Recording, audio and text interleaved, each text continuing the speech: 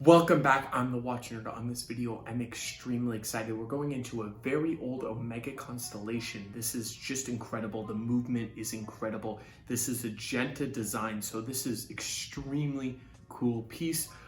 And I don't want to keep the intro too long, so we can go straight into it. Before though I flip you into it, we are still doing the Chanel chain giveaway. I'm going to be giving out this chain as soon as we hit 1,000 subscribers. So if you want to be entered, there's the 4 steps in the description. So jumping right into it, I'm very excited. This is the reference 6252. Now this had 2 different movements and 4 different dial variations. This one is definitely my favorite variation. This is my favorite metal out of all the constellations from this time period. This is the Pi Pan dial. This is the Genta designed. As you can see, look at the actual high polish outside kind of dial. Look at the way they do it. Really amazing. That's the Pi Pan. And of course, it's a chronometer certified. This movement is something incredible. This is a bumper movement. There was 2, but this particular one was 314. That's the movement inside. Very good movement, very good, but it is from the 50s, so you're not going to get hacking in there. I prefer the no date, like this example here. There's no luminous hands. I think I prefer that on this dressier piece. The crown is, there's 2 different crowns, but this one is not as scalloped as the other one. I prefer this crown. It is all in 18 karat yellow gold. As you can tell, it's timeless, and especially this time period, you have the 8, because it had to pass 8 chronometer trials, well, 8 different variations. The winding is absolutely amazing. Very beautiful wind. Very, very nice. And you can hear how buttery smooth that is.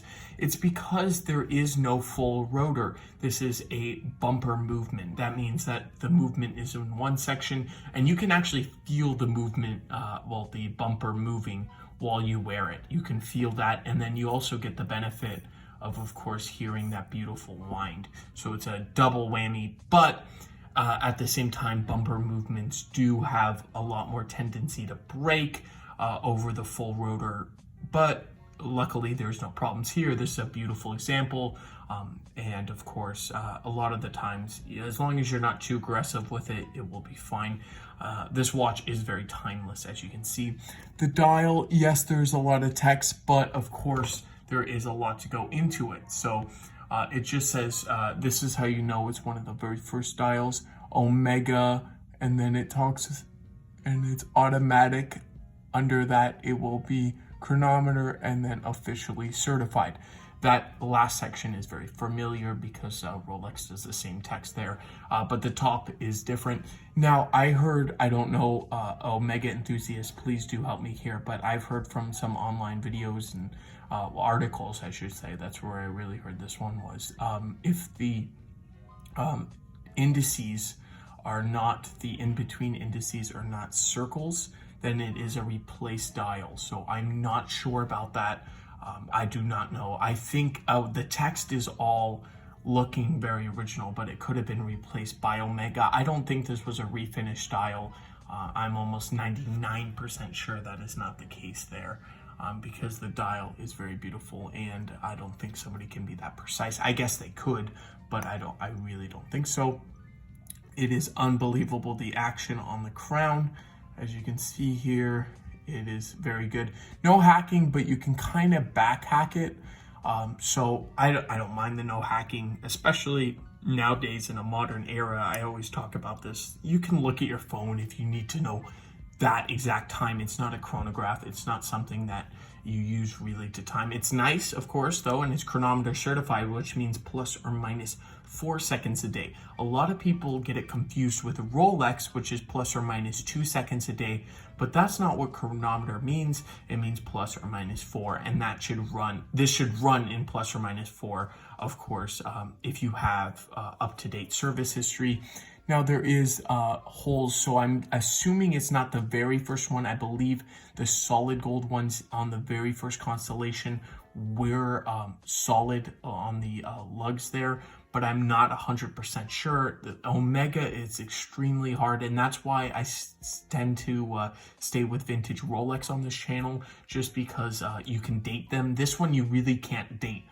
Yes, there is a serial number on the inside of the case and then a movement, but you never know the exact time, the exact year.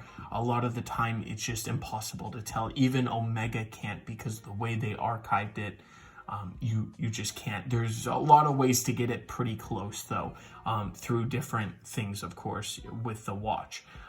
But it is extremely beautiful. Signed crown. This is the highest end of Omega, in my opinion. This is the golden years. This is the older case back too, with no constellation. It does not say that. So this is, I don't, there's a mixed mash of things. I do not think it's Frankenstein, though. I believe it is all original. It's very, very cool. Genta, of course, we have to talk about that very quickly. He designed this type of piece, and this was, of course, Genta did a bunch of other watches. Very famously, and most famously, he did the Royal Oak and Patek Philippe Nautilus, which pretty much saved the Swiss industry. We would not see the Swiss industry at all, pretty much, without something like him coming in and saving it. And his timing was perfect, because it really did save the luxury watch industry. So that is very, very cool. This watch is very cool. Great history. And I think it is a substantial piece. 35 millimeters. Not a huge watch, but it's definitely feels like a good weight. It feels like a Datejust stainless steel. And I know that's crazy to say because this is solid gold, but that's really the feel I'm getting from it. A Datejust on a leather strap in stainless steel, because that just shows you the difference in weight. That is fine, though. I'm not, going against Omega here, because Omega makes the dressier pieces. At the time, I would even say that Omega was being better than Rolex in a lot of the cases, especially with watches like this. So it's very cool to see when Omega was king. Look at the applied Omega symbol and the constellation, of course, in all gold, all the indices, because the watch is gold. They also made this watch in stainless steel in two-tone counterparts. In the two-tone, I believe they've also made a plated one too. So just to mention that. But this is the I guess the cream of the crop, the best of the best right here, because this is the full gold. So I would love to know your opinions. This was a really good one for your opinions. What do you think about it? Would you rather have something like this? I believe the range is 6,000 to 7,000 they trade for. Maybe a little cheaper if you get a good deal. The condition means everything on these type of pieces from the 50s and 60s. It really does. This one's in really decent condition.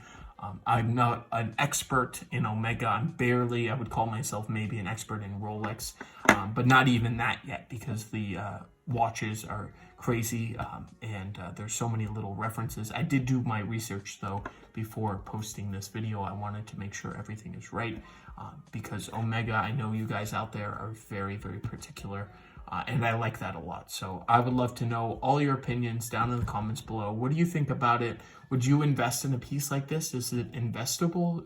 And what do you think it's worth? I would love to know all that. If you do want the Chanel chain, it does come with the box, everything, and it is when we reach 1,000 subscribers. So I want to thank you all for watching, and I will catch you in the next one. Have a fantastic day.